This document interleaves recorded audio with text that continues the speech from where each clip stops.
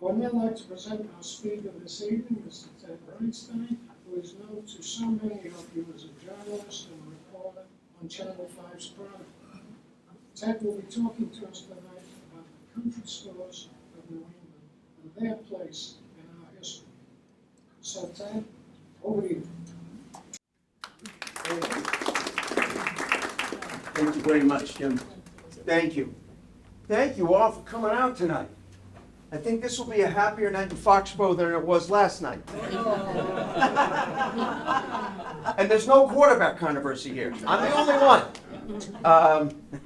No, thank you all for coming out. I appreciate it. How many of you have been, this is my, I don't know, third or fourth time speaking here at the Boyden Library. Anybody been to any of my other talks here? Oh, that's great. That's great. That's great. So I don't know if any of you had heard this original talk. This was my third book. I'm going to talk to you about tonight about this book, which is really, in some ways, represents one of my favorite things in New England. In all my travels, if you're familiar with some of my traveling around for Chronicle over the last 20, 25 years, there are really two places that I can't pass by and that are almost invariably a part of my travel pieces. One is a diner, which will also come up tonight, and the other is a general store. And you know, it's interesting because I always like to point out that they are in many ways related, the diner and the general store. I'm sure you have that sense about them anyway, but that's really what we're going to be looking at tonight. The way they're related, the way that their histories are somewhat similar. Their fates have been somewhat similar.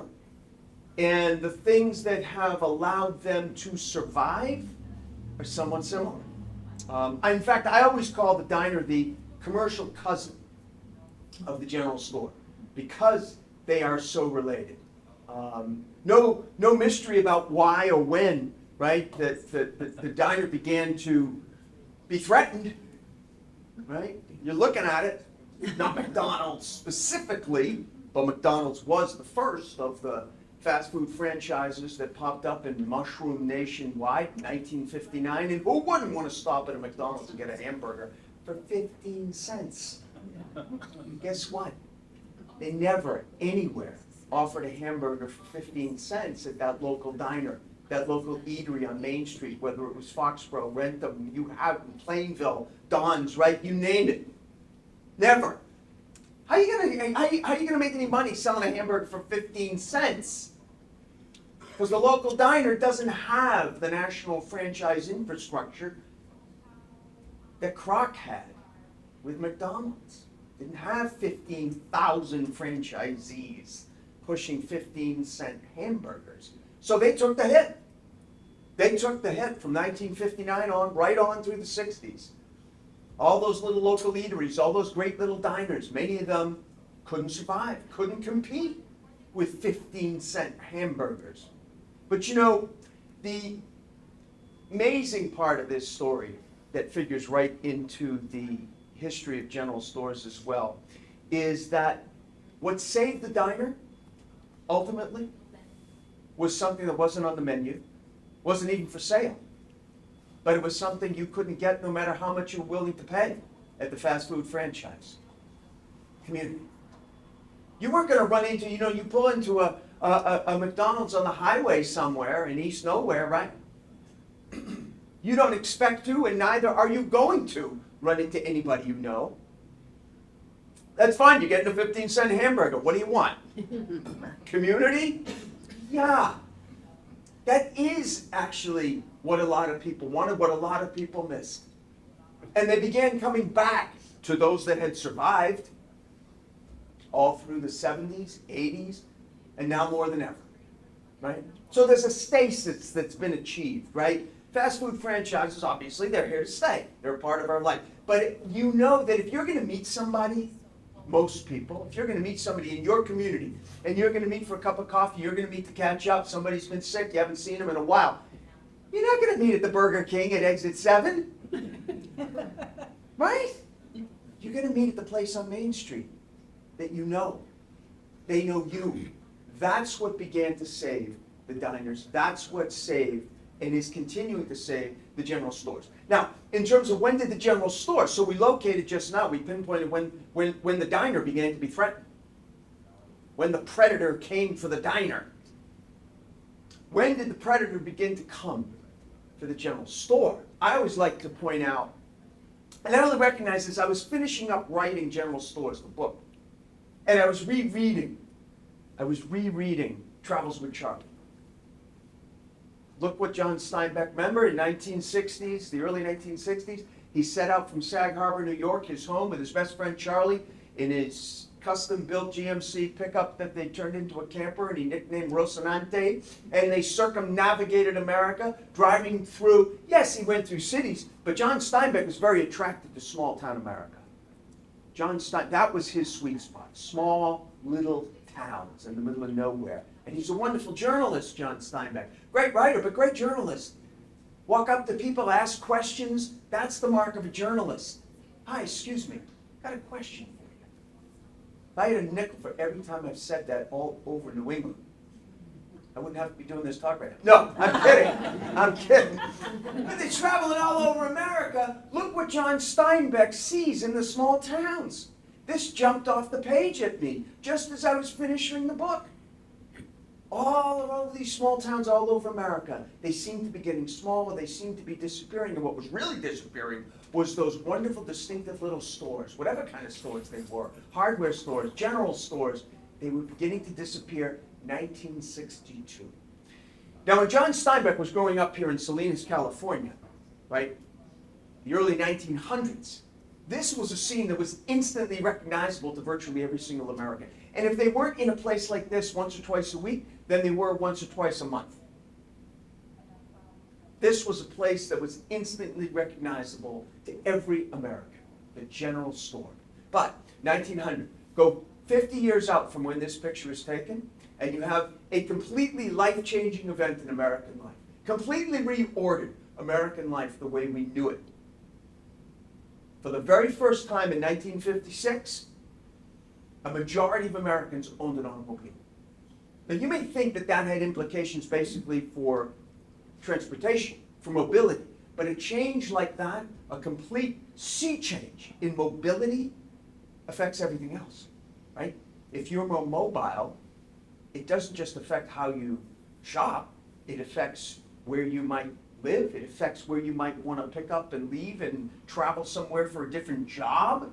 It affected everything. And if you go 20 years out from when this picture is taken, now not only do a majority of Americans own a car, but so many Americans own cars now that you have the mushrooming of the interstate highway system, right? So now, almost 60, 70 years out from when Steinbeck was born in Salinas, California, and everybody was in that local general store, now, if you live in one of those small towns that Steinbeck was visiting, and this is your little local store, and this is what you have to shop at your little local store in your little town, and now you've got a car parked in the driveway, and you can jump in the car, drive an exit or two in the interstate, and have this choice.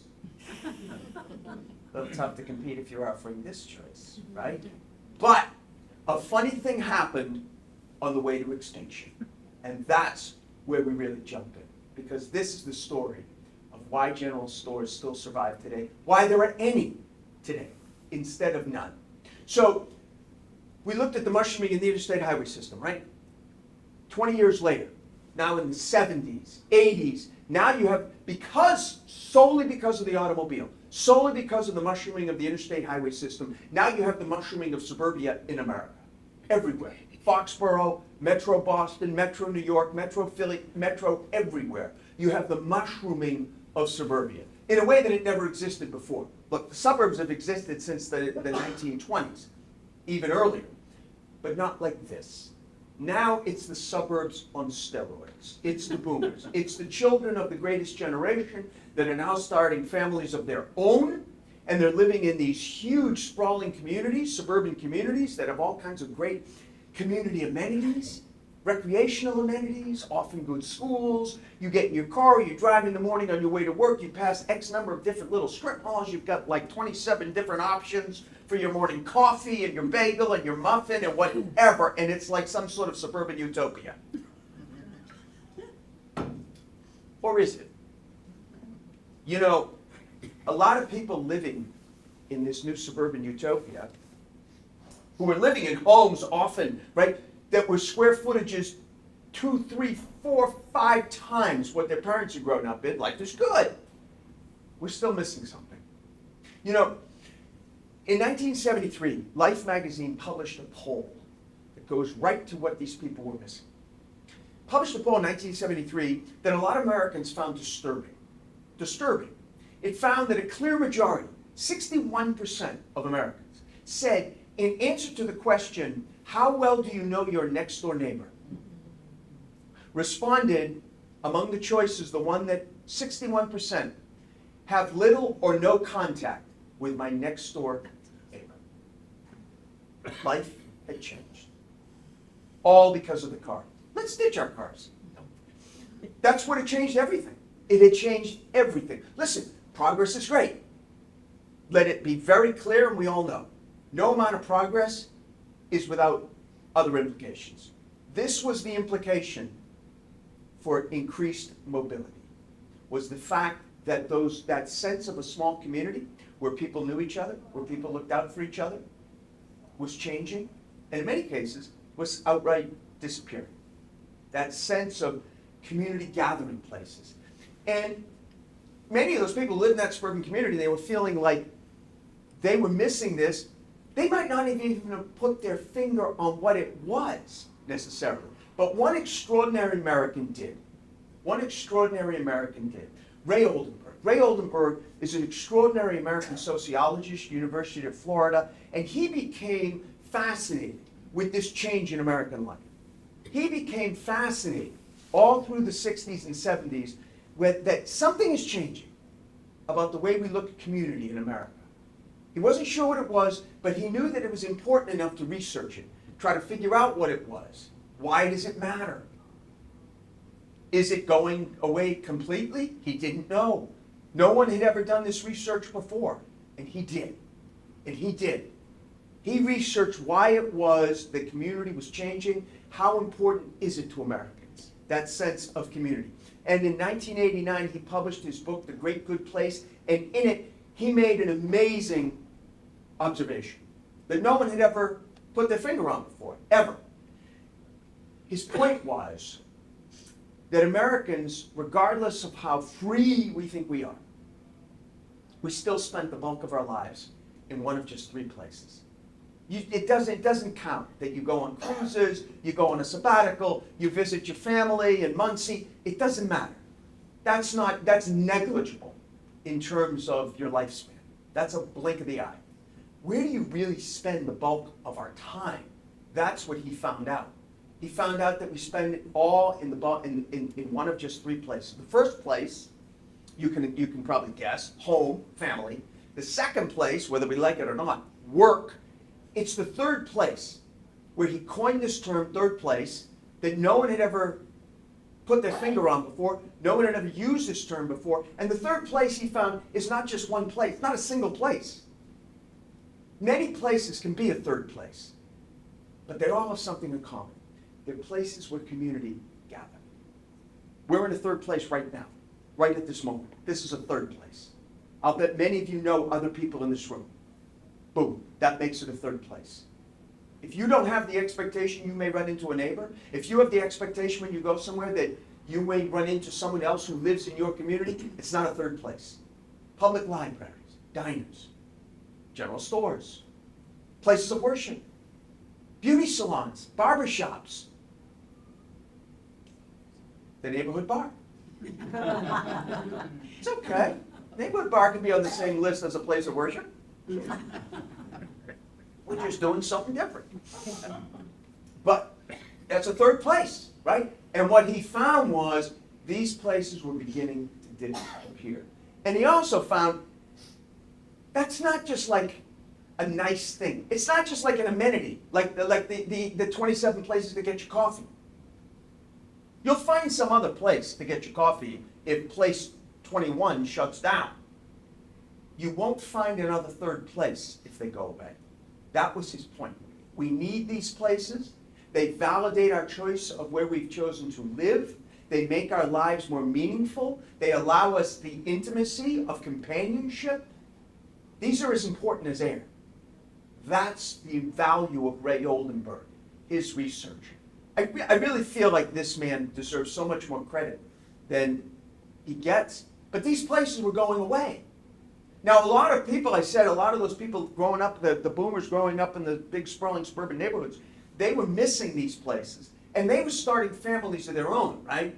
So they were starting to feel, many of them, not all, many felt like, you know what, as I'm starting a family of my own, I really would like my kids to have more of a sense of community like I had growing up than they're gonna get here, right? So many of them, again, wasn't a mass migration, okay? But it was tens of thousands. All during the 70s and 80s, 90s, a lot of these folks moved. They moved from these suburban communities in all these metro areas, and a lot of them moved to smaller towns all around New England where they found that sense of community. And why wouldn't they? Why wouldn't they? Places like Barnard, Vermont, where that sense of community, that sense of third place had never changed. That room right there in the Barnard General Store, that was a community gathering place where folks gathered to talk and chew the fat on a cold winter day in 1940, was the exact same place. There's the same stove 45 years later when they had Friday night music nights, right? It was the same place 20 years after that, in the 2000s when they created the ice cream counter in the back. And it was the same place just a few years ago when I traveled up there and met Jillian Bradley and Joe Minerva, who are the new owners of the Barnard General Store. So this is great. These places in these small communities, these wonderful third places, didn't go away. They stayed the way they were. And this validated these folks' choice of moving to these small towns. So that's great. And by the way, a lot of these boomers, you know, they walked the walk. They walked the walk and they talked the talk, more importantly. In other words, they put their money where their mouth was when it came to a lot of these places, whether they were little general stores, whether they were diners. A lot of them helped support them, and a lot of them actually took ownership of them when they were up for sale. And then they ran them. So this is great. All for the next 20 years, this is great. And all good things come to an end. Because you go 20 years out from the 70s and 80s, and a lot of these boomers are getting up in age, and they're feeling like, geez, you know, I can't continue to run the store, run the diner, but geez, I sure do want to keep it a diner or a general store, so I'm going to look for somebody else who's willing to keep running it. It sounded like a good idea, but now you're up to around 2000, the late 90s and 2000, and the economy nationally is in the toilet. Nobody's buying general stores and diners. And now, at that time, a whole wave of these general stores closed all over New England. If you're looking at general stores and you look at it, look at the data, it's almost like a shadow over these towns all across New England as a wave of these general stores closed. And now by about 2000, not to mention in the wake of 9/11 when tourism fell off more than 90% around New England, it really does look like that's it for the general store. It really does. It was nice. We had them for a while, but that's it. Nobody's going to buy one again. Most of the owners that had them desperately trying to get rid of them. And it looked like that would be the end of the general store. And it would have been. Probably would have been if it wasn't for a single general store in the hill country of west central New Hampshire, where I actually was just 2 weeks ago. The area around Ackworth, Alstead, Marlow, Westmoreland, wonderful little hill towns up there. In South Ackworth. South Ackworth had one of these wonderful general stores that was the focal point of its community for over 150 years. Over 150 years. Civil War troops returning, soldiers who were from that area, trooped right through town, and they were treated to a free dinner at the little South Ackworth village store. But the owners of the South Ackworth store in and around 2000 had already owned the store for 30 years, which is way longer than most general store owners own the store, and they couldn't dump the store. They couldn't sell it. They couldn't do anything. They had to close it. And that was the end. And the people in South Ackworth were devastated. This was the heart and soul of their community. They tried to sell it. They tried to sell it. They took out ads all over the place. They took out ads in the Sunday New York Times Magazine. Seemed like the right demographic. Didn't have a buyer. And then finally they had a meeting one night. And the woman stood up and she said, you know what? We've already put our money together repeatedly to try to find a buyer. What if we're the buyer? People are like, what? She said, what if we put our money together and buy the store ourselves? And people are like, what? She said, I know it sounds very socialistic, but she made a very good point. She said, we come together and put our money together all the time to save people, pay doctors' bills, save people's homes when they burn down. This is a very important building in our community. Why can't we save it? And they did. South Ackworth, New Hampshire did something that no one had ever done before. They came together and they formed a cooperative to own and run the general store by themselves. And it worked. It worked.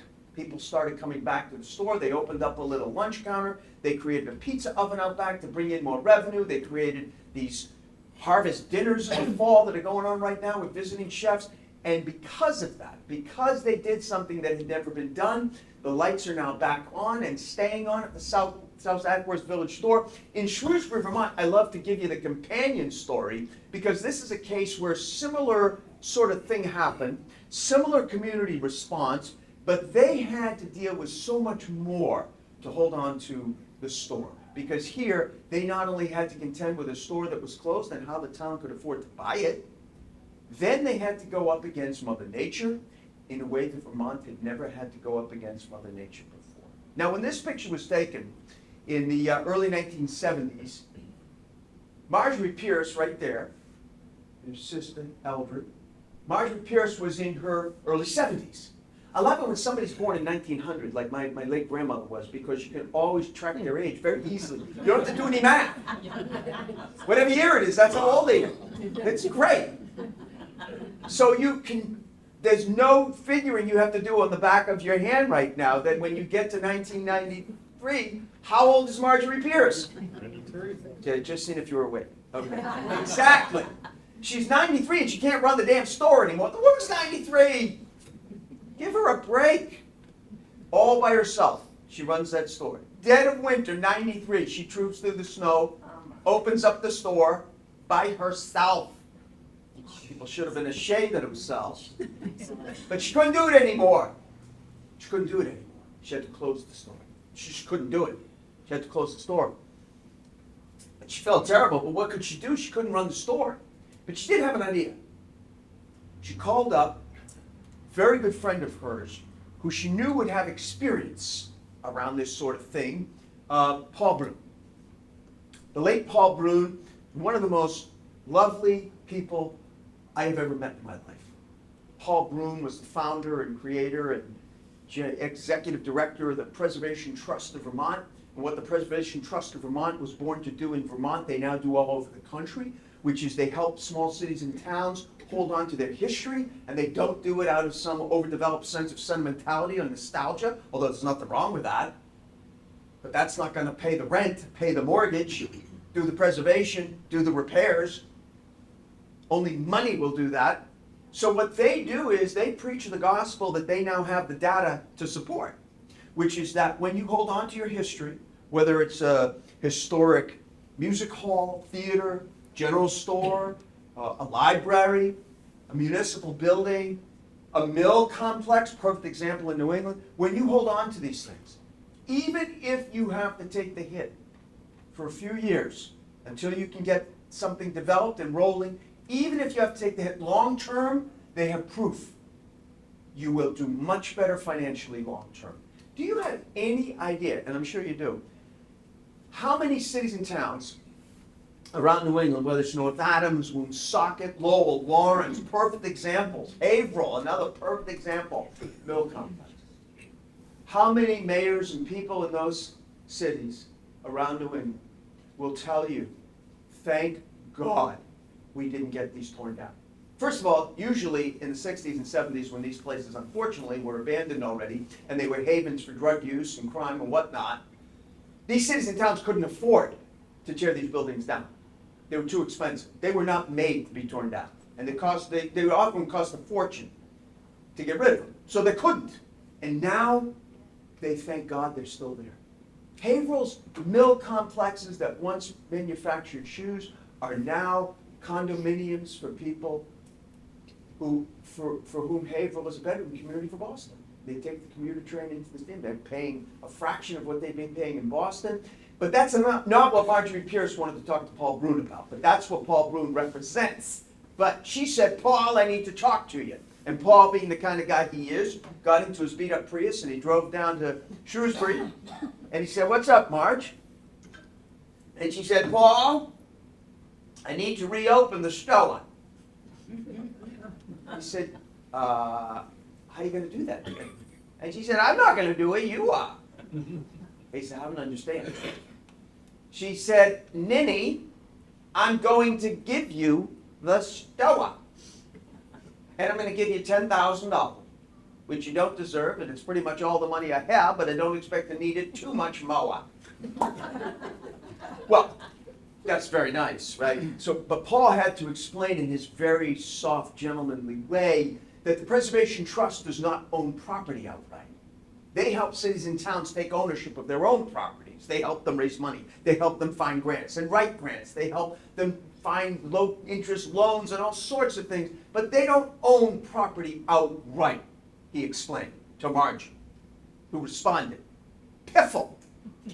Well, to hear Paul tell it, they went round and around for about another 35 minutes. But long story short, 60 minutes later, Paul Brun was back in his beat-up Prius, making his way back up to Burlington, and the Preservation Trust of Vermont owned his first piece of property. Yeah, as Paul puts it, you try saying no to Marjorie Pierce when she's in a fettle. That's a classic the way it would work. So, the Preservation Trust of Vermont now own Pierce's Village Store in Shrewsbury. But they didn't want to run it, they wanted the town to run it. So Paul Brun came back down to Shrewsbury, and he met with the folks of the local historical society. Folks from historical commissions, historical societies, I am convinced, all over New England, are the unsung heroes of helping towns hold on to what makes them unique, each in their own way. So my hat is off to you, because that's what you represent. He knew exactly why he wanted to talk to these people, because he knew that, unlike anyone else in that area, these folks would have a feeling for what it would mean to lose this historic general store. And they did. So he explained to them that although he holds the deed to the store, he ain't going to be around. They're going to run the store. Now, they were aghast at first because they weren't business people, but he explained to them, no, it'll be fun. We're going to take a lot of field trips. You're going to learn how to do this. You're going to learn how to inventory a store and stock it. You're going to learn how to completely rehab a 175-year-old general store. And I think they did a pretty good job, right? So they did it. Now, it didn't go off without any hitches at all. I mean, right before they were scheduled to reopen, in 2009, they went back before the town and they asked for some more money. This is a town of under 900 people that had just raised $68,000.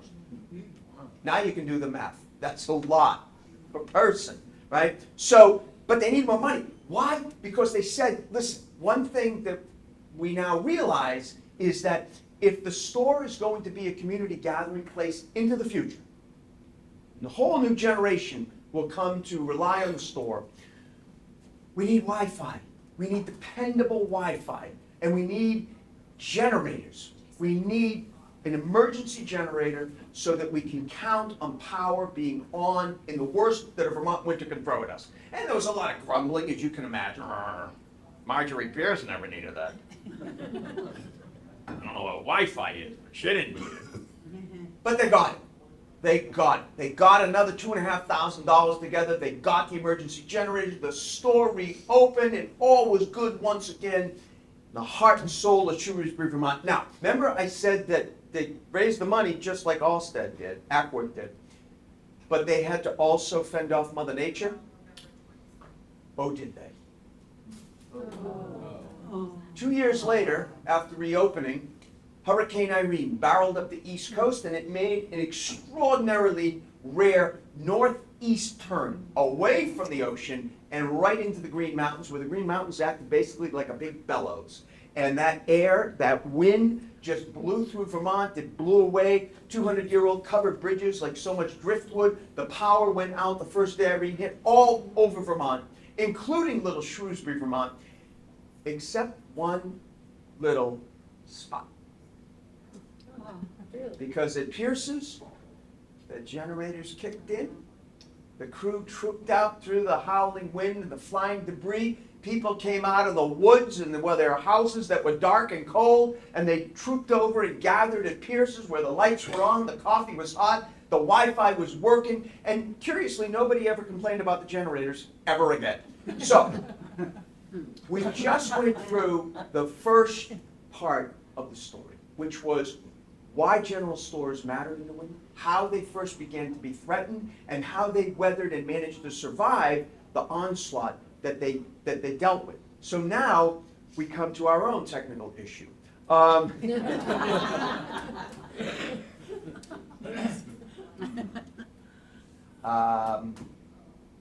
Is Tim still here? Do we know? Let's see. That might. Do we get lucky? Yes. Yes. Okay. I must have said some word that wasn't good. I wish I knew what that was. So, yeah. So now we're out of the early 2000s, and the national economy is doing better. And now it's possible, once again, as it always had been, for some individuals who are fortunate enough to be able to afford it to buy and save general stores all by themselves. I like to offer up as the perfect example of this, the most unlikely example of this, because this is the only Hollywood celebrity that I know of that owns a general store. Everybody knows Steve Carell, right? The Office. Well, Steve Carell and his wife, Nancy, own the Marshfield Hills General Store in Marshfield, Massachusetts. So it's a perfect example of how somebody now was able to save a general store, and that has continued. But you know, in putting this talk together, I thought we've talked in the beginning part now about saving the general store. That's one part of the story. But the other part, I've always felt, is that to point out there are wonderful communities and stores in them all across New England that have never needed to be saved. And that also is worthy of some appreciation, some consideration, right? I call these stores tried and true. These stores are so interwoven into the fabric of their respective communities, like the Warren store in Warren, Vermont. It is impossible to imagine the community without the store. I don't know if any of you have been to the Warren store in Warren, Vermont. Warren, it is, in many ways, it's been there for over 200 years, and in many ways, to me, it represents sort of what you think of when you think of a cozy, warm little New England general store on a winter day where they have named their huge woods. It doesn't, I should have put somebody next to that because that's as tall as a person. As tall as a person. And many years ago, not that many, 6, 7 years ago now, I was up there in March of 2016, and that was an election year. Would not care to remember, but it was, and they were having a contest to name the stove. Yeah, that's who they named it after, but that's not even the funny part. The funny part is Bernie Sanders won the contest because that was his suggestion. So, one of my favorite chapters in the book I call One of a Kind, because these are stores that are, well, they are one of a kind, but they are like all of the above, right? They're like all of the above when it comes to these general stores. They are tried and true. They are completely woven into the fabric of their respective communities. But they each have something about them. Something about them that makes them so unique that they needed their own chapter. So as long as we're in Vermont, we'll stay for a moment.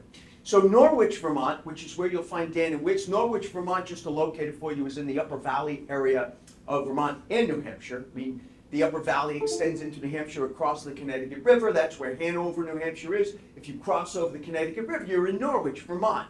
And that's where you'll find Dan and Witt's. Dan and Witt started out working at the store. They didn't own the store. They were high school buddies in the 1930s, worked at the store. By the 1950s, they owned the store.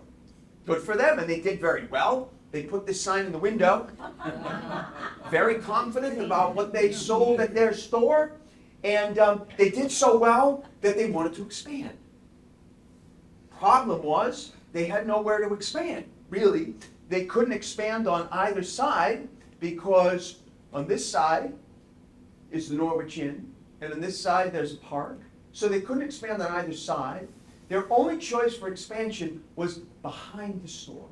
Sort of like a rectangular, almost an acre of land behind the store, and that's what they did. So if you're wondering what makes Dan & Witt's General Store one of a kind, it's that it really blends two different kinds of general stores. So when you walk in the store, this is what you see when you walk in from the street. It looks very much like what you'd expect of any general store. Kind of cozy, kind of cluttered, a little bit claustrophobic. However, if you went to the left of where these guys are standing, you can't see it behind the cabinet refrigerator, but over here is the meat counter. And next to the meat counter, there's a doorway. There's no sign. I don't even think there's a door. But if you walk through that door, you're in a very different place. You're in the back. And the back takes up almost an acre. The back, actually, if you look up at the ceiling and so forth, actually looks more like a big box store than a general store. So what makes it so unique at Dan & Witt's is the marrying of these two things, which you won't find anywhere else, as far as I know, in the world. And the back is a maze. They say there's some system to where they don't believe it. You could get lost back there. And I'm big enough to admit, I did. I did. It was a dark, cold winter afternoon, and I was with Dan Frazier, who's the grandson of the original Dan. And I was with him back there. He's pointing out some things, and he said, you know what, we're short-handed out front. I got to run out there. But you're welcome to walk around. I said, fine, I will. I'll come back out in a couple of minutes. A couple of minutes turned out to be almost 20 because I kept walking up and down these aisles. And you know that weird thing we as human beings do when you're lost and you start walking faster? What is that? Right? Like you start walking faster. Like you're going to get to where you don't know where you're going faster. And so that's what I was doing. I was tearing up and down the aisles and I wasn't finding my way out. Finally, I did, and I went out. I said, Dan, I just got lost in the back. And he said, oh, congratulations, happens all the time. I said, oh, really? Oh. He said, all the time. I said, how often? He said, I don't know. Let's see. He said, probably once or twice a week. We go to close up at 9 o'clock, we go out back, and we find some, 10, 11-year-old kid wandering around. I said, that's not good. He leaned in, he said, you know what's really not good? Half the time we know for a fact their parents left like an hour ago. And it's really not good on so many levels. So my other favorite one of a kind is in Maine, which we haven't even talked about tonight. In Windsor, Maine, where you will find Hussies. Looks like Hussey, Harlan Hussey, who founded it all, was a German immigrant, pronounced it a Hussey, and he was just like Dan & Witt in that he did very well. He had his little one-story, little one-room general store, garage-like in Windsor, all through the 20s, 30s, 40s. By the 1950s, he wanted to expand. Now, he couldn't expand on either side just like them. He couldn't expand in back either because it's wetlands. So his only option was up and down, vertical. So although you can't see it, there's actually 3 floors that make up the commercial colossus that is Hussey's, that opened up in 1957. There's a big, huge ground floor that you see. There's a huge basement level that you don't see, and there's a second floor that you see. So you're wondering what makes Hussey's unique, one of a kind. It's not the only 3-story general store, although it is the biggest 3-story general store I know of, but that's not even what makes it unique. It's an offshoot of that. So you might imagine that if you were going into Hussey's, let's say, and all you wanted was a wick for your camping lamp, your Coleman lamp, or maybe you just want to get a pair of bootlaces. Well, you don't want to tear through 3 floors just to find a pair of bootlaces. So they understand that. So when you walk in, there's a huge guide sign that lists all the different departments, right? So if you start reading that sign when I show it to you now at the bottom and don't cheat and work your way up to the top, you will see exactly what I'm talking about by the time you get to the top. So you come in and right, wood stoves, home and garden, plumbing, electrical paint, hardware, camping gear, fishing, hunting supplies, guns, bridal gowns, clothing. What? Right. Hussey's in Windsor, Maine is the only general store on the face of the earth that sells a combination of guns, gowns, and beer. Only one. Only one. Only one. And in fact, Harlan Hussey's granddaughter, Kristen Valentine, had some fun with that. Here's her wedding photo. And there she is. The lovely bride is holding her bouquet, a 6-pack of Schlitz, and the groom is holding a brand new 12-gauge. So, as we finish, I want to share with you my favorite general store. In some ways, this is like picking my favorite child, but it's not quite. But I want to share with you my favorite general store. And it's my favorite general store not because it looks that different from most other general stores you'll find. It doesn't sell anything like those that are exotic and different like that. Nope. There's nothing really physically about it that makes it so unique that it would be my favorite general store. It's the fact that it shouldn't even be here today. It shouldn't even exist, not because we don't want it to exist, but because it has been challenged in a way that you would have thought it would just be gone by now. There has been Putney General Store right in that exact same spot, just above Little Sackett's Brook in the middle of Putney, Vermont, for over 200 years. And remarkably, it is such a beloved little store that A.M. Corser, that you see in this picture right here in 1890, is one of only 12 owners in over 200 years. Think about that for a moment. 12 owners. So you realize how long these individual owners had to own these stores. So they were clearly just as connected to the community as the community was connected to the store. And you can see, it's always looked very much the same, in the same spot, until it looked a little different. So this is a terrible night in May 2008, when a fire broke out on the 3rd floor of the Putney store. About 1 o'clock in the morning, faulty wiring broke out. Thank goodness for volunteer fire departments. I know you don't have volunteer in Foxborough, but in many small towns, when you have a volunteer fire department, the equipment, the apparatus gets to the scene only as quick as you can muster a crew to get there. And they were lucky in Putney that night because they got the apparatus there pretty quickly, and although it looks terrible, the building was still standing. 2 floors were essentially okay, but the problem was that the owners had no insurance. Can you imagine? No insurance, which came as a major shock to the town. No insurance, and on top of that, they decided to cut their losses and skip town. So those owners are not emblazoned in the Owners Hall of Fame in Putney, but the town now had a beloved general store that is half burned out and no owner and no idea what to do with it. And back to local historical folks being the unsung heroes all around New England. Lisa Papazian was head of the Historical Society in Putney, and she called up our friend Paul Brood. And she said to Paul, just like Marjorie Pierce did, Paul, can you come down to Putney? We lost the store, but we really need to talk about what we can do about it. And he did. And he came down, and he surveyed things, and he sat them down, and he said, here's what's going to happen first and foremost. You guys have to take ownership of the store. And just like in Shrewsbury, they were like, wait, what? But as he told them, he said, you have to take ownership of the store. Because in my experience, as he told them correctly, a town can't skip town when the going gets rough.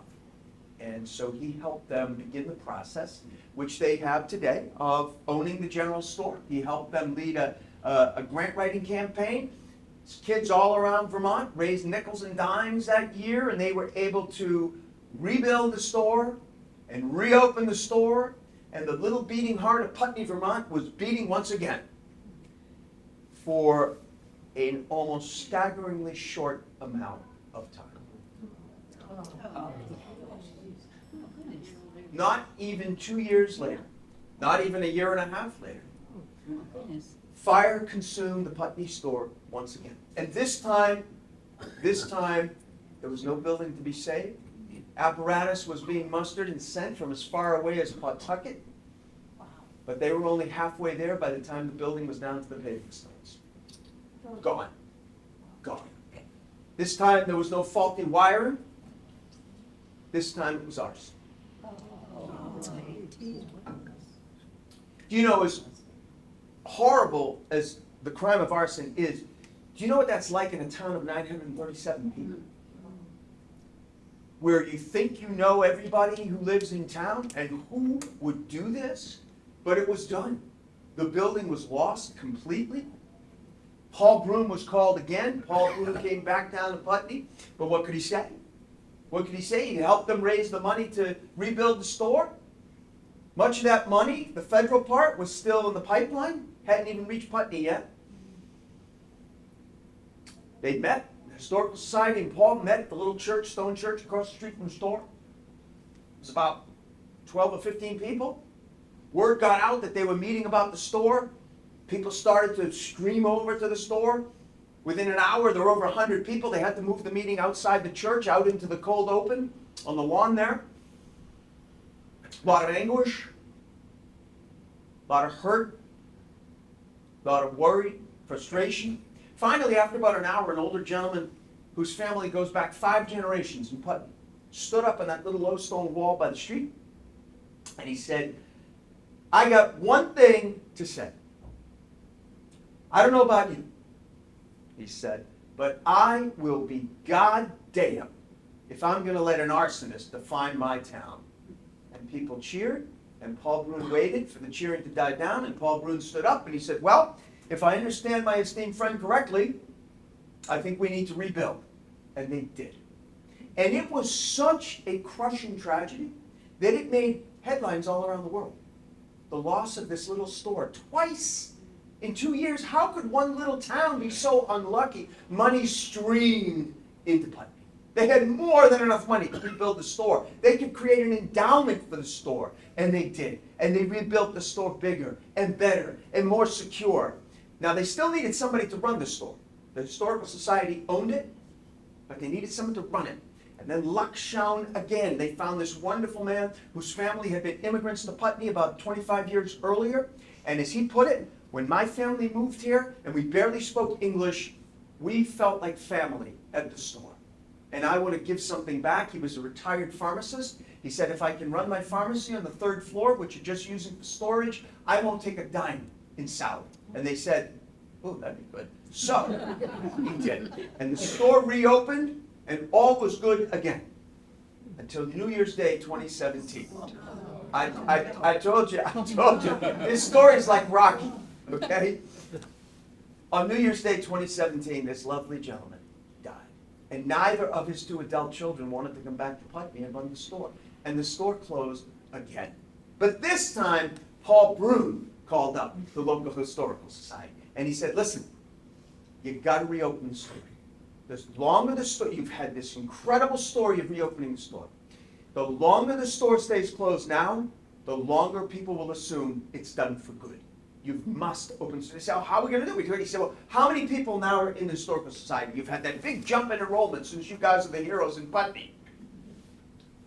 I said, "Well, we got about 43 people now." He said, "Good. There's 40 hours in a work week. Everybody put in an hour until you can find somebody." And they did. They did. And they reopened the store 2 summers ago, and the store is running again today. Perseverance, as Paul Broom would have put it. That's the story in Putney. Now, just to introduce a note of somber truth and reality here, those are the stories of the wonderful places that survive.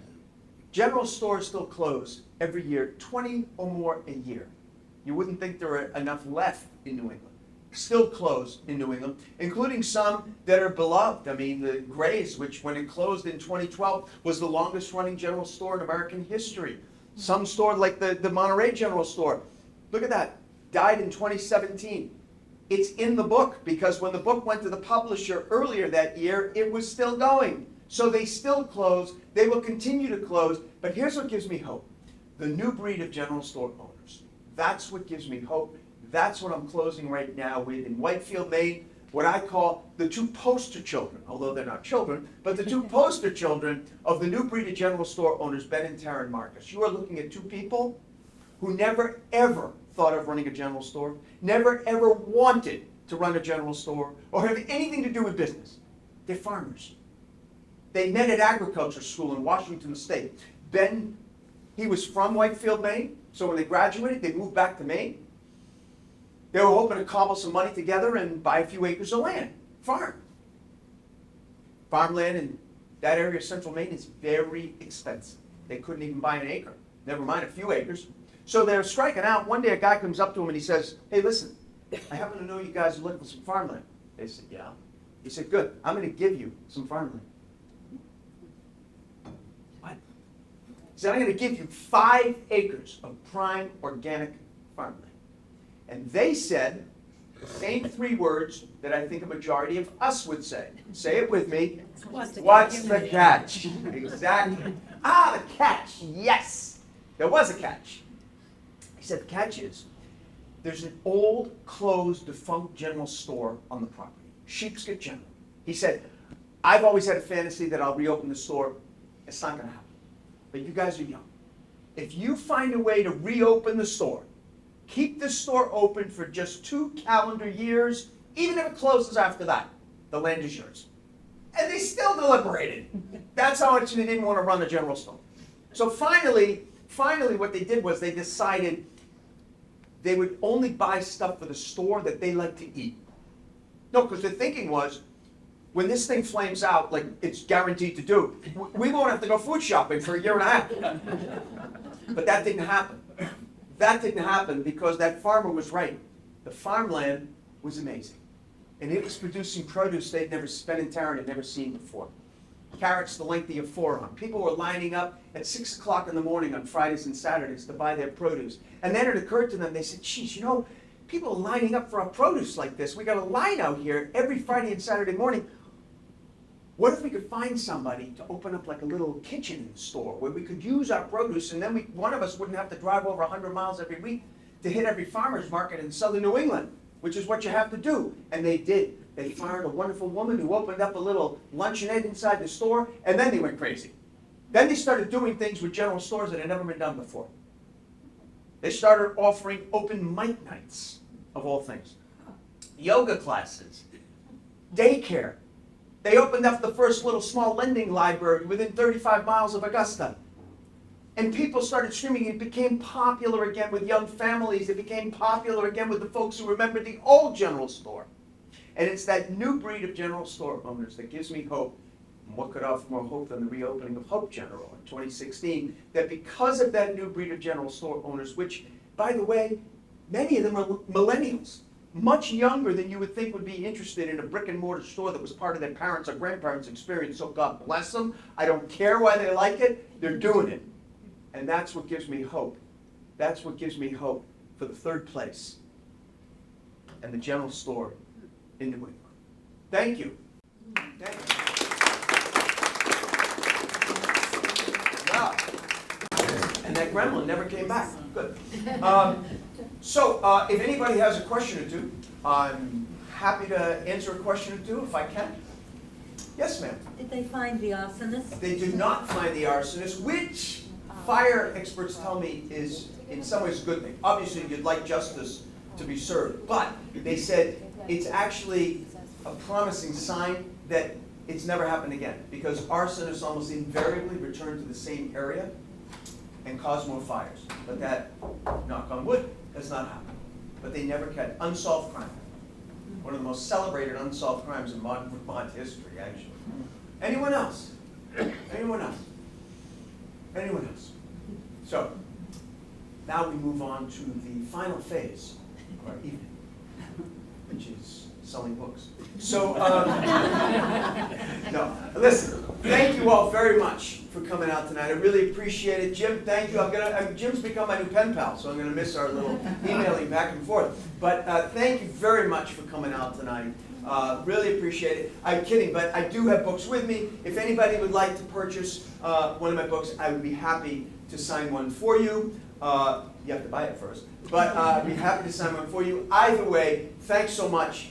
Be healthy. Thank you. Great presentation. Thank you. I do have a question. Yeah. How many general stores are there in the different states of New England? Do you That's a have great feel for that? question. Yeah, you know, it's really tough to peg it down exactly. There's about 237, give or take. That number could be 10 or 20 less by the end of this year. It could be a few more, but it rarely jumps up. Seems like But Vermont it's has most. stabilized. More in Vermont than anywhere else in New England. Second most in Maine, then New Hampshire, and then Massachusetts, then Rhode Island. No, then Connecticut, then Rhode Island. Yeah. Which, small state, you gotta ask. But that's a rough thing. But gives you some idea. Thanks, folks. Vermont has all this bike riding. Thank you. Thanks very much.